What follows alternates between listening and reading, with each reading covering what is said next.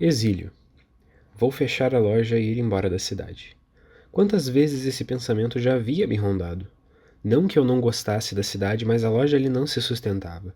Chegava a ser estranho eu dizer isso porque eu nunca estive com a loja em outro lugar. E olha que já não sou nenhuma criança. Ou seja, bem ou mal, até hoje a loja se manteve aberta, embora só eu saiba a que custo. Nunca houve uma grande frequência à loja, o que eu encaro como uma coisa normal. As pessoas podem muito bem viver a normalidade de suas vidas sem precisar vir à loja. Até é bem possível que hoje essa frequência seja a mesma de quando abri. E no fundo seja eu que, tentando achar desculpas para fechá-la, venha a falar dessa questão agora. Mas ninguém pode negar que uma loja precisa de fregueses, não só para adquirir seus produtos, mas também e principalmente para arejá-la. Uma loja como a minha, assim tão voltada para dentro, acaba criando dentro de si uma atmosfera perigosa. Claro que o calor que faz nessa cidade também ajuda a aumentar a sensação de sufocamento. Deixa a gente meio atado. Às vezes me parece que o ar de dentro da loja vem endurecendo, tornando-se uma espécie de gel que vai tomando conta do interior da loja, o que evidentemente dificulta os movimentos aqui dentro. Toda manhã quando eu abro a loja, me ponho atrás do balcão à espera de fregueses. Por volta do meio-dia, quando eu vou até a porta para esticar as pernas, já sinto o ar gelatinoso me complicando os ossos. É evidente que o calor tem culpa nisso, só pode. E uma das coisas de que não abrirei mão quando me mudar é que a nova cidade não seja tão quente.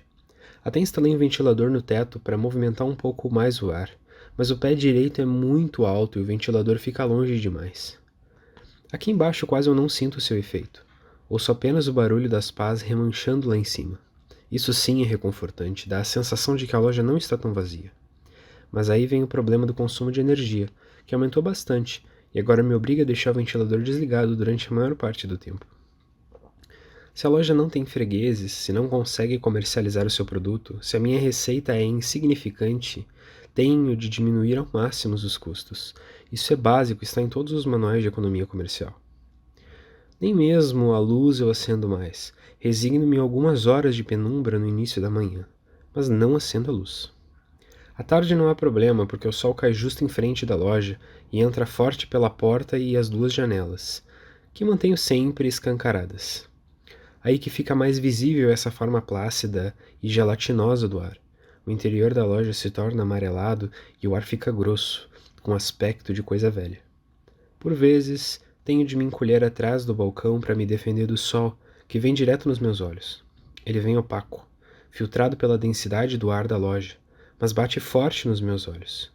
Encolho-me atrás do balcão e só deixo meu refúgio às 6 horas. Pontualmente às 6 horas, para fechar a loja e descansar após o dia de trabalho. No início, eu fechava a loja também ao meio-dia.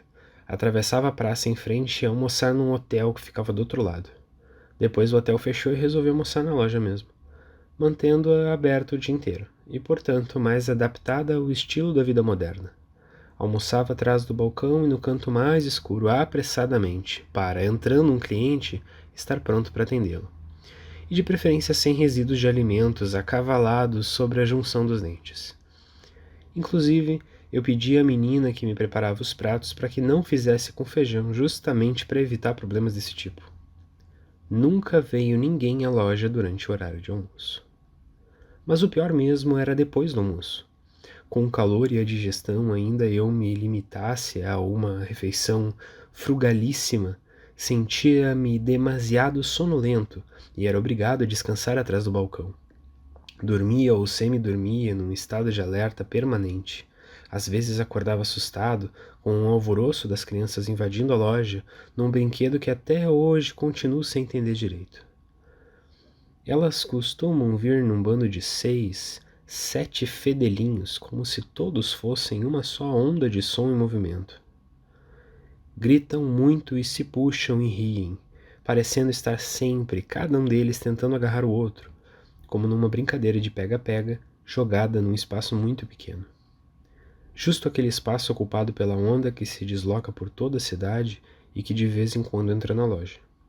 Com o tempo comecei a apurar o ouvido e logo ao perceber o som das crianças se aproximando, desde o início da rua, posicionava-me atrás da porta e ficava pronto para expulsá-las assim que apontassem. Eu batia os pés no chão e soltava uns gritos de pega, como quem escorraça os cães. Numa dessas, fui até a calçada atrás delas e fiquei surpreso ao ver enquanto dobravam a esquina, que pelo menos daquela vez tratava a si mesmo de um bando de cães em algazarra. São todos muito parecidos. Mas se falo isso dos cachorros e das crianças não é porque não goste deles. Pelo contrário, admiro-lhes especialmente essa capacidade de estarem sempre muito ativos. Mas é que aqui na loja eu preciso de gente que vem em busca do produto, não de crianças ou cães. As prateleiras que ocupam todas as paredes da loja estão cheias e sei que o meu produto é bom. Não nego que a absoluta ausência da freguesia às vezes enche a minha cabeça de dúvidas. Reconheço também que a aparência da loja precisava ser modernizada. O ambiente escuro e nada vistoso não é grande atrativo para os clientes e acaba escondendo ainda mais o produto nas prateleiras. Mas sei sim que o meu produto é de qualidade. O problema é que não existem mais clientes nessa cidade. Às vezes até chego a desconfiar de que ela, a cidade, está desaparecendo. É como se a grande borracha estivesse fazendo esse trabalho de apagar a cidade, principalmente as pessoas, os clientes, deixando-a cada vez mais parecida com uma cidade fantasma. Nos momentos em que me canso de esperar os fregueses atrás do balcão, vou até a janela e fico horas ali olhando o vazio. Horas e horas sem que passe ninguém na rua ou mesmo na praça em frente. E o silêncio de um peso que se reforça com o calor aplasta-se sobre a cidade como uma grande massa sólida de nada. Um silêncio sólido e branco da cor do nada. Somente algumas fachadas sombrias e caladas que parecem me observar. Nos últimos tempos, o silêncio só é cortado quando o bando de cachorros desce a rua naquele alvoroço que nunca se sabe se é de briga ou de brincadeira. Eles passam enlouquecidos, sonoros, e logo somem no final da rua. E cai outra vez o silêncio sobre a cidade. Quando o turbilhão de latidos começa a entrar na loja, bato com força os pés no chão e os atiço para longe, o que não deixa de ser divertido. Às vezes um deles se desgarra do bando e entra na loja, rodopiando meio perdido e sem saber para onde correr, se batendo contra os balcões e prateleiras até achar a porta outra vez e sair. E eu fico olhando, encantado. As ondulações produzidas pela passagem repentina daquele movimento por dentro da loja, os redemoinhos que se formam no ar, amarelo e gelatinoso, como nuvens revoltas na premência de um temporal. Mas deve ter sido a menina da comida quem andou falando por aí sobre o fechamento da loja. Sei que não fez por mal, e talvez tenha sido apenas uma tentativa desesperada de não perder a sua fonte de renda. Eu lhe havia dito que não precisaria mais me trazer almoço e tive de explicar as razões. Só pode ser por causa disso que, de repente, algumas pessoas começaram a vir até aqui depois de tanto tempo. Algumas chegam silenciosas, com ar extremamente respeitoso, e olham muito para as prateleiras, disfarçadamente. Também olham para mim, atrás do balcão. Parecem muito admiradas, mas quando tento me aproximar, elas vão embora. Sabe-se lá pensando o quê?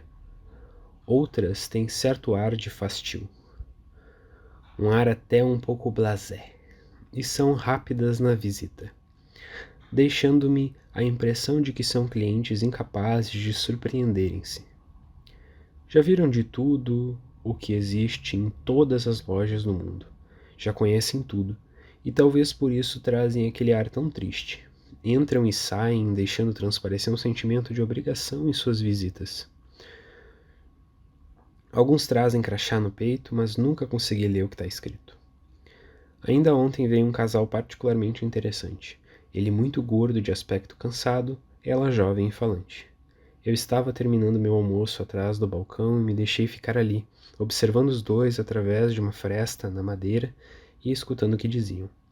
Ela apanhava os produtos, manuseava-os e mostrava-os ao gordo, que mantinha as mãos no bolso e até dava um passo para trás quando ela se aproximava com o produto.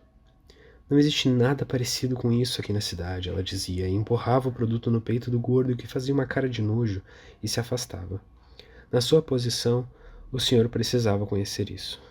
Ela insistia, dando a impressão de estar muito irritada. O gordo, enfastiado, olhava para a porta. Então ela se voltou para a mercadoria que tinha na mão, examinando-a por todos os lados.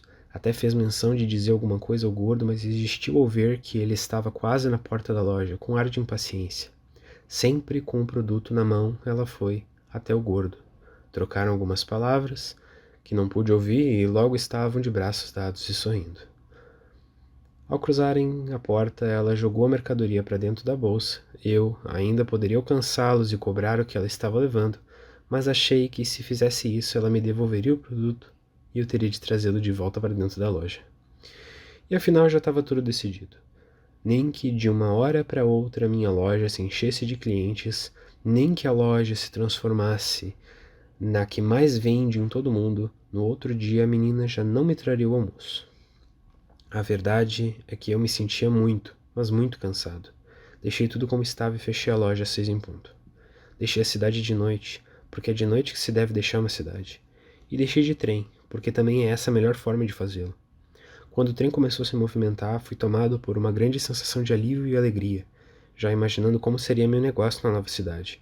Era uma nova vida que se abria à frente daqueles trilhos que se enterravam na escuridão da noite.